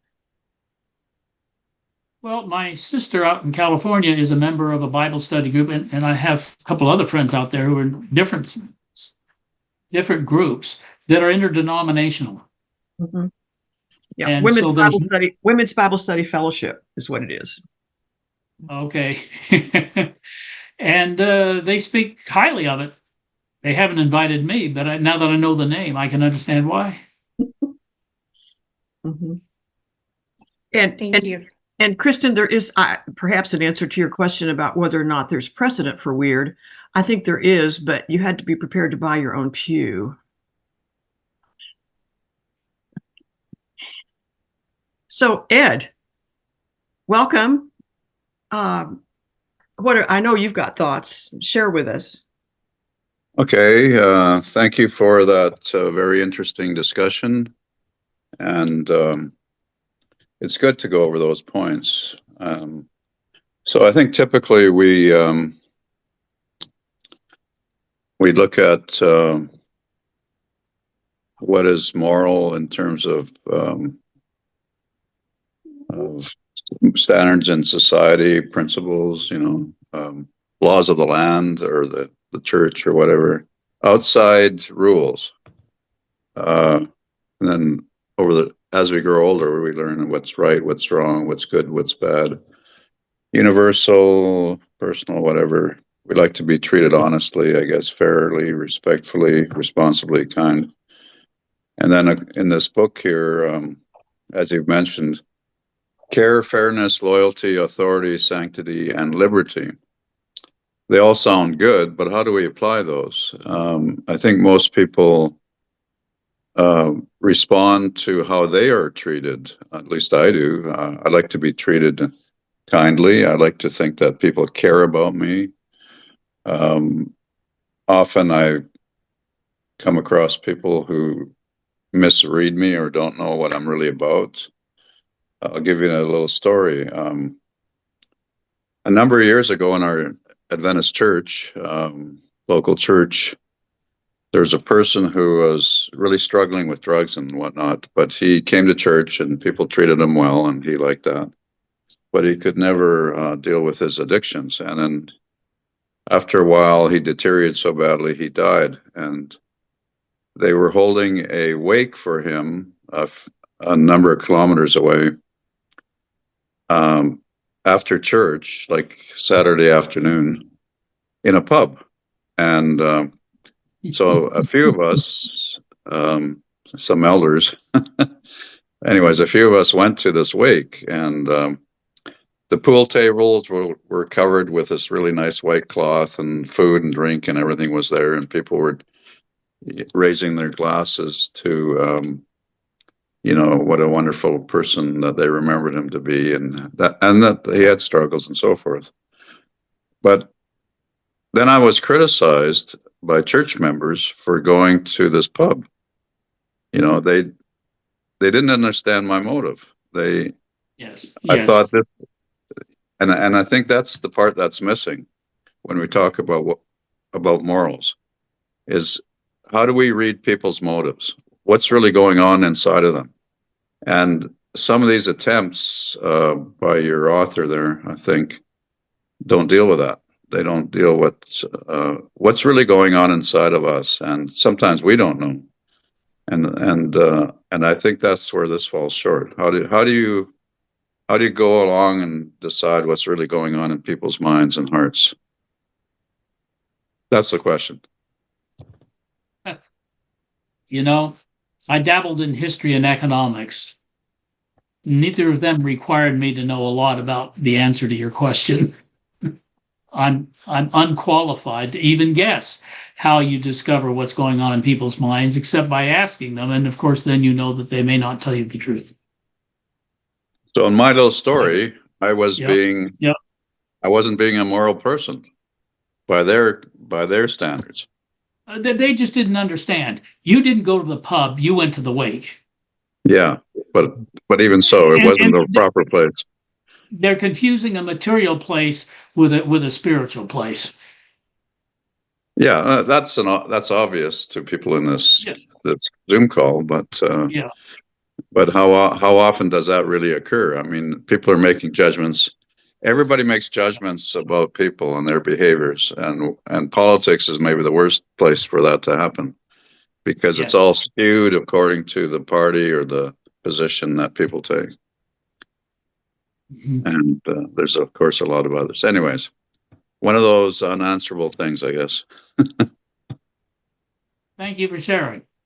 Well, and Ed, I think it goes to the fact that religion, I think, perhaps promotes a sense of tribalism that just doesn't always work. And that's what strikes me in your situation. The tribal mores were this, and what you did was that. And I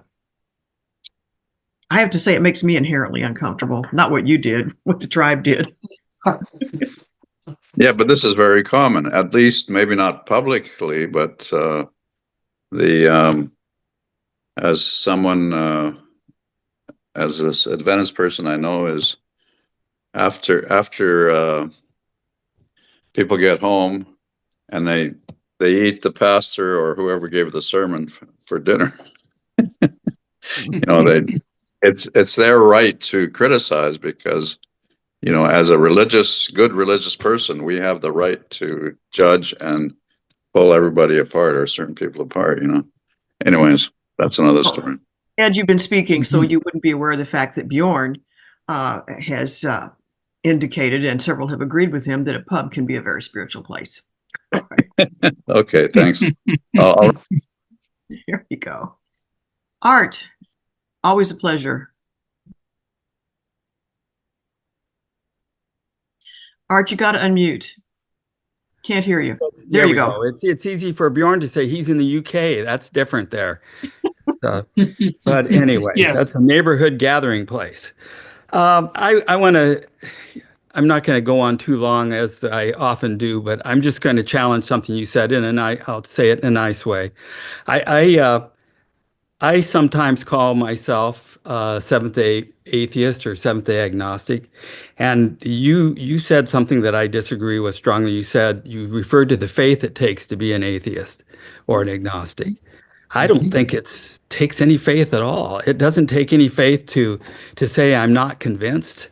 It doesn't take any faith to say that I don't think God has ever revealed himself to me. And it doesn't take any faith for me to say, I don't know. If it took faith to say, I don't know, I'd be paralyzed in a lot of areas of my life because there's a lot of things that I rely on and do that I don't know. My view is not that different from Haidt's, and a lot of the new atheists. I know what I do see, and I know the people I do encounter, and I know I have some confidence in them, and I have faith that they have good feelings toward me. But I don't think that takes any faith at all. I consider myself a humanist and a child of this earth, and not a child of any other. So that's my comment. Well, Art, I appreciate your comments. I hope I said that it takes faith to be an atheist. I don't think I said it takes faith to be an agnostic. I see there's a because an atheist has to deny things like the existence of a supernatural or anything like that, whereas an agnostic can be satisfied by simply saying, I don't know enough to reach a conclusion. I don't see the distinction quite as clearly as you do. I see atheists. There are different kinds of atheists, I suppose. Sometimes they call hard atheists somebody who says Yes. I'm antagonistic toward God. I've heard people say, well, you say you're an atheist, but you hate God. How is it you hate somebody that doesn't exist? You know, I've watched the movies, as most of these people have, and there are villains in movies that are fictional characters. And by golly, I hated those fictional characters. It doesn't mean that I believed they were real. It just means that I didn't like them. And I view atheism, the atheism I have, as being just like somebody who's asexual would be somebody who not against sex, but somebody without that, or amoral, somebody without morals. I just consider, when I think of atheist, I mean, I think of myself as someone who just doesn't is without God and doesn't see one there. Mm-hmm. Anyway. But is that a personal, or is that a sort of a categorical thing saying there is no God? I would say there is no God, but it's possible that there's some kind of greater power. There are lots of things. I don't think they're real UFOs, but I could be convinced. I don't believe that people are transported up into flying saucers and subjected to anal probes the way some people say, but I could be convinced. But that doesn't mean I'm militant against people who believe in UFOs. Mm-hmm. Now, some people who hear me sound off occasionally may say, well, you are militant, but I hope that I'm not quite as hard-edged as sometimes I sound. Thank you. Thank you. Art, did you ever read The Life of Pi? Yes.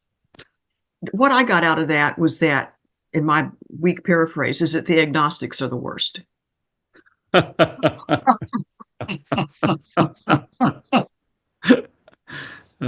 Just saying. Thanks, Art. Thanks. Lauren, do you want to speak a word about upcoming things? You'll have to unmute. Yes, I anticipated that you would ask me, and I had just raised my hand. Again, let me remind you that we have somebody, I mentioned Jody Washburn, and somebody said she taught a class for us recently, and it was fantastic. And her classes have always been for us really good. As I mentioned before, Jody started out being a language scholar, studying things like Assyrian and things like that. And she's really kind of done this very interesting evolution into relational theology. And I always look forward to her coming, but she always challenges me. So Jody is going to be here next week. And what did she say? It's something about... it'll come back to me in a moment as soon as I'm not talking to you. It'll come back to me what her title is.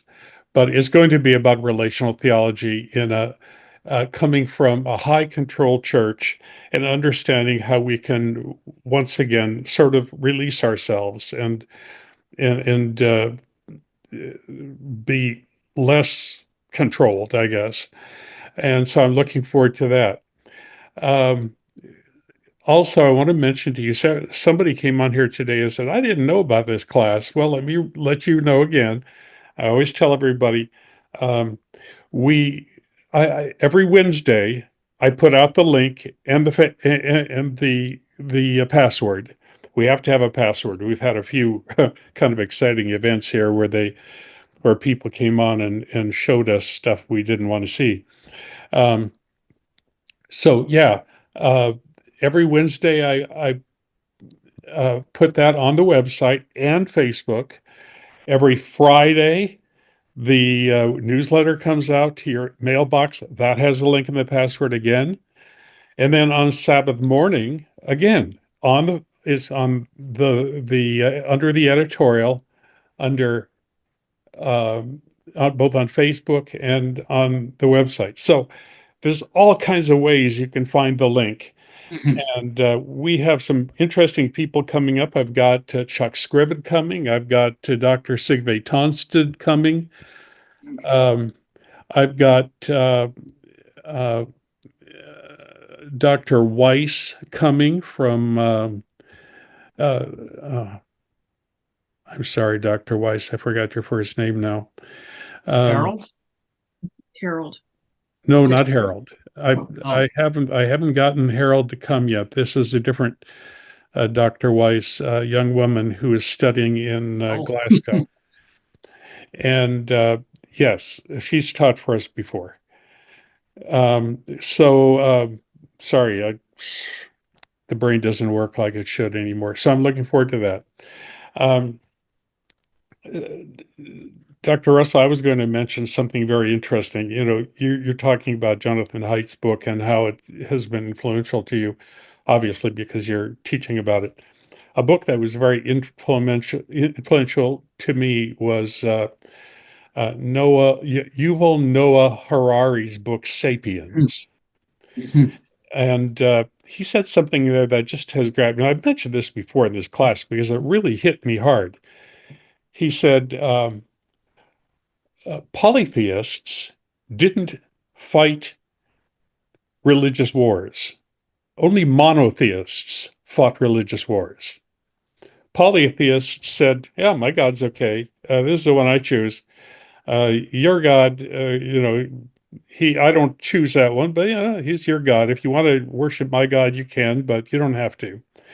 And that always struck me because one of the most troubling things to me, I don't agree with my lifelong friend Art Clem on everything, but something I think we do agree on is all the damage that religion has done in the name of God. That's a really hard thing for me to take. And maybe if we had been less opinionated about our conceptions of God, a little more general and a little more open, perhaps we wouldn't have killed one another in God's name quite as often as we have. It's something I have often thought about. It troubles me a lot. It troubles me that passage in is it Numbers where it says, "Go in and kill everybody, except the little girls. You can take those home with you, but the rest of them you got to kill." All this killing in God's name is probably the hardest thing for me to reconcile as a believer. Have you ever had thoughts about this? You directing that directly at me? I'm laying it on you, Malcolm. Yes, he is.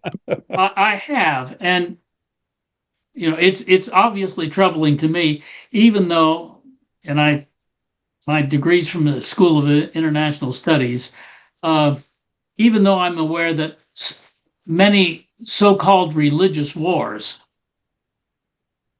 were actually more complex than just a matter of doctrine. Right.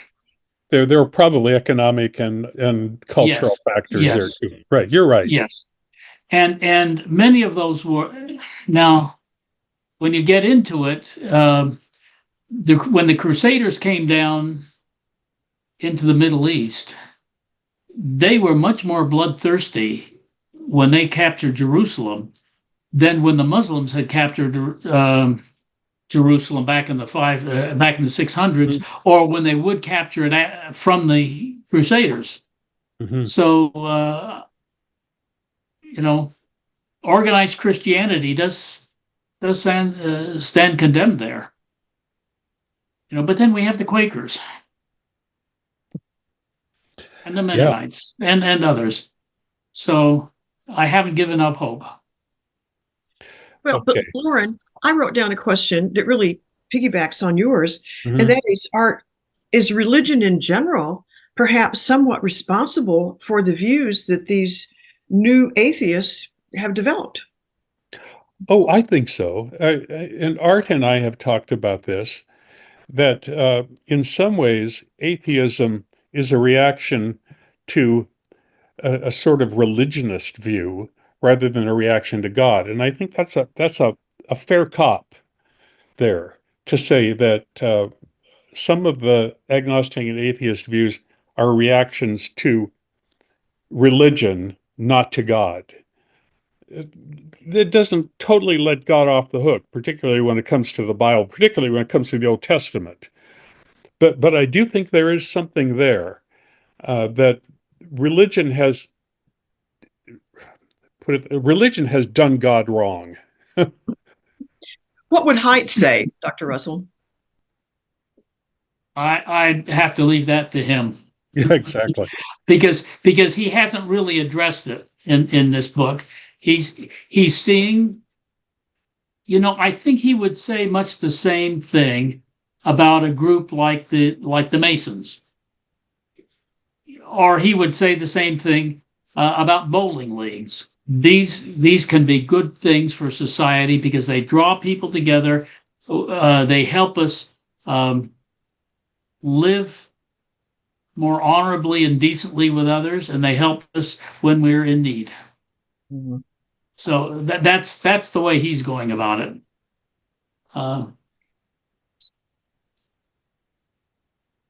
Thank you. Sherry. Hi, Sherry. Is it raining down by you? Nope, sun's shining. It is here too. One very brief observation and then another question. My observation has to do with finding ways to socialize when you are moving out of the religious sphere. If there are any of you that are in the process of that, it can be hard because we're just so used to, arriving in a city and going to the church, and you relate to the people there. And it takes some effort, but there are other ways. There's support groups. And I know one of the things I've found recently, like 10 years after I really needed something, is to become active in my local Democratic club. And it's been a really help. My question has to do with the significance of guilt versus fear and how we're raised as children. I know I was raised with guilt. I mean, overwhelming guilt. I can remember as like a 5-year-old, we were at the minister's house and they put on a movie my mother thought was wrong. And she said, Jesus wouldn't want us to watch that and we are leaving. And everything had to do with feeling guilty. So I made a real effort to not put guilt on my daughter and try not to put fear too. And as it turns out, for me at 76, I'm an agnostic and she's an atheist. But I have to admit that when she and the grandchildren say they're atheists, I still feel some guilt.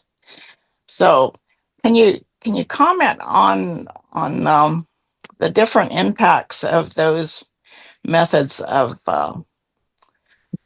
getting compliance in children? Two blunt tools. Let me just observe those are two blunt tools. Yes.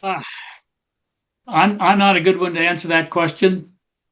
My wife and I had two sons. Neither of them is an Adventist today. Yeah.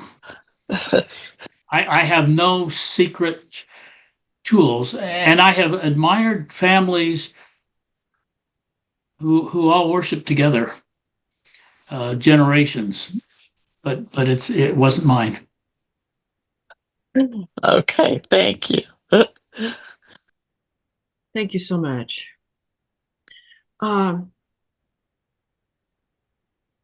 Eduardo. I'm asking you to unmute. Thank you. Professor Russell, I have a thought on about atheists.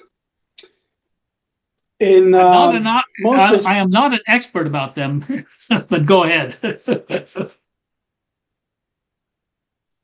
In most of this time, people ask the Lord how we can recognize a true prophet from a false one.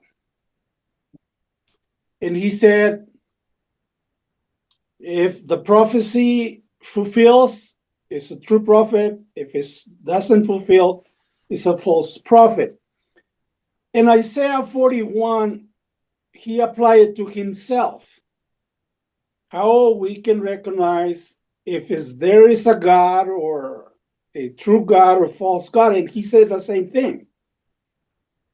If what I predict comes to fulfillment, I'm a God, the true God. If somebody else predicts something and doesn't come to fulfill, there is no God in them. So I'm thinking about Jesus when prophesied the denial of Peter, the destruction of Jerusalem.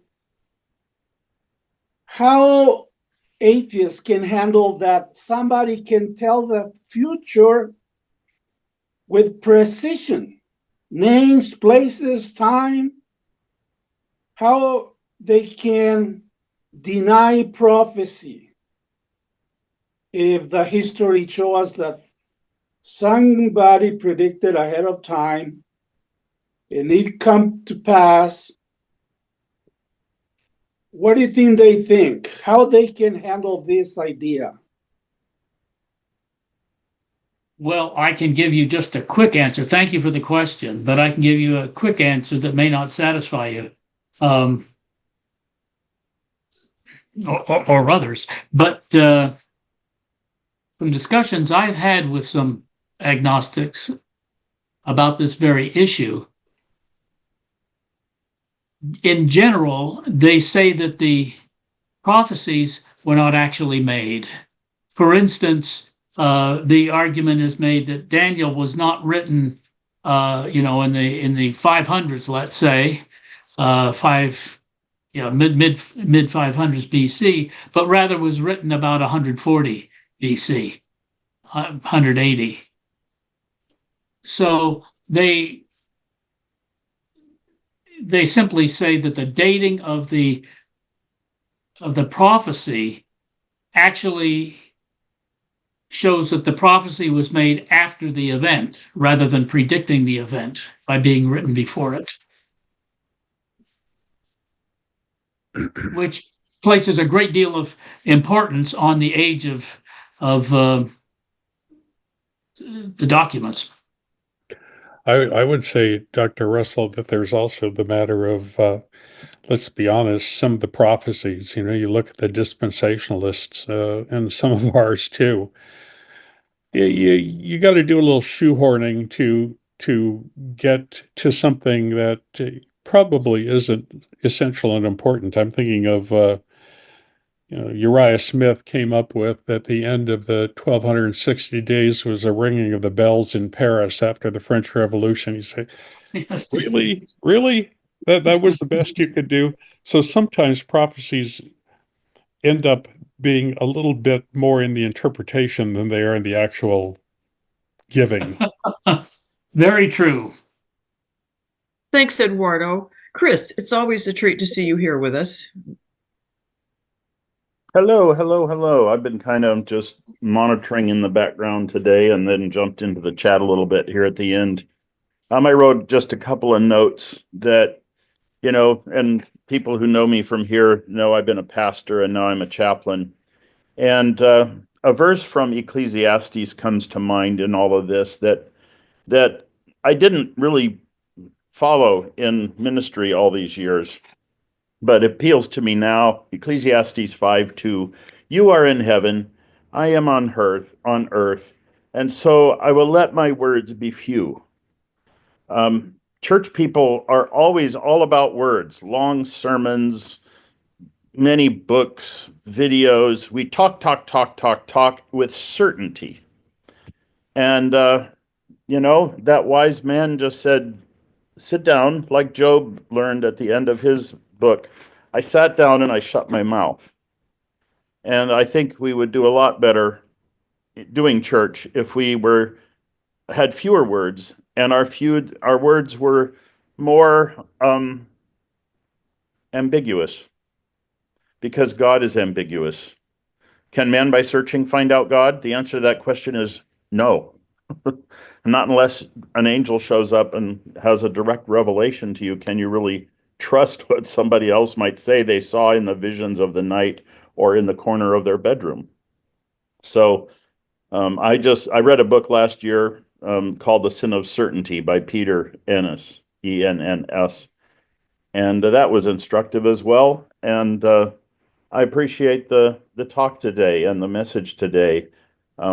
How can we get back to knowing what is right and doing what is right? Last week I heard a sermon. I was in North Carolina, and the speaker, I won't identify them, but they said if they had to only have 10 chapters of the Bible, they would pick Genesis 1 to 11. And I thought to myself, well, I would pick Matthew 5. I would pick 1 Corinthians 13, and I might pick Matthew 25 as at least 3 of them. I just have a different foundation now than I had all these years, and I'm very grateful for it. And I skipped church today too. So,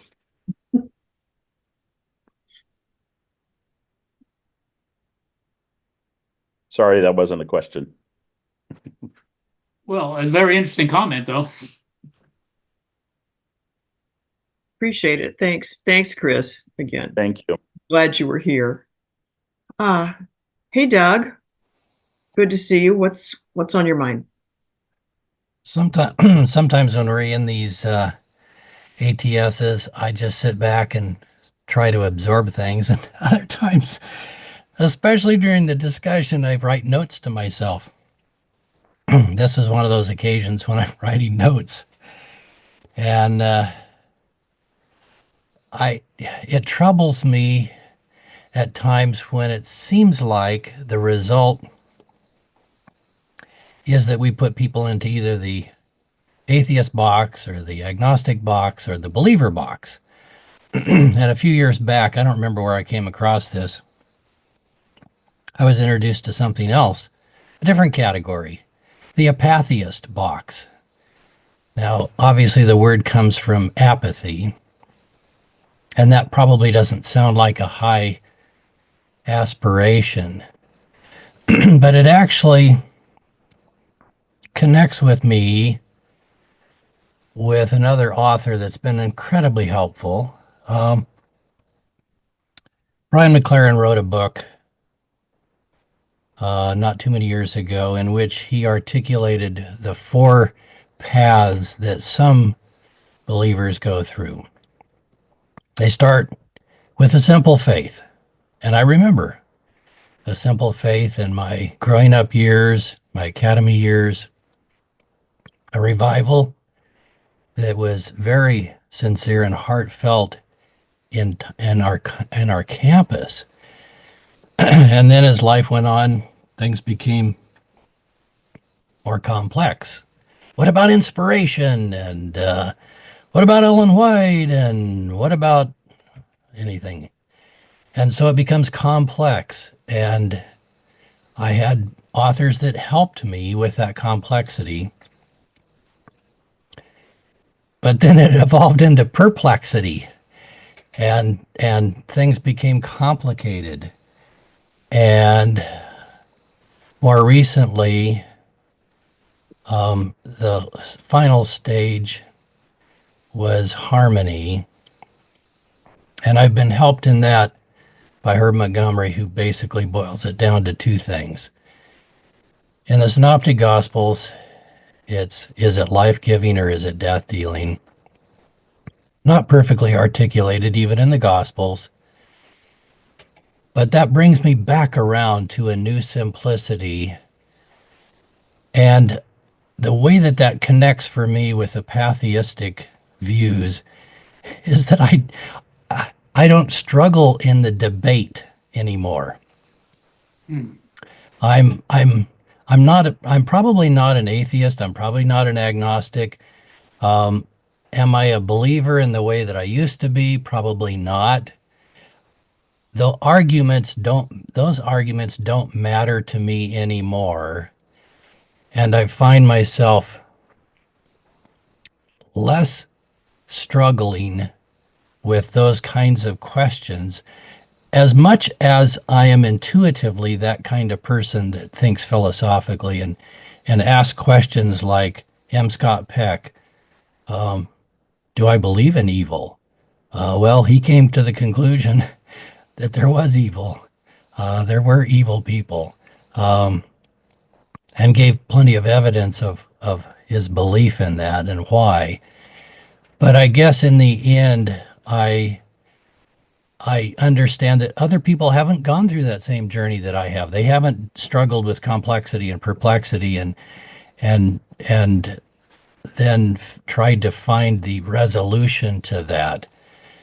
And boy, I identify with Art, maybe with some different conclusions, but that's why I love this ATSS, is because I feel like each in our own way we're struggling, we're on a journey, coming to different conclusions, but not having to wrestle in the same way that I did a few years back. And I'm really, really grateful that that this group exists, and that my journey has brought me to a new simplicity that says there's really two choices. Do I believe in my heart of hearts that my actions are death-dealing or life-giving?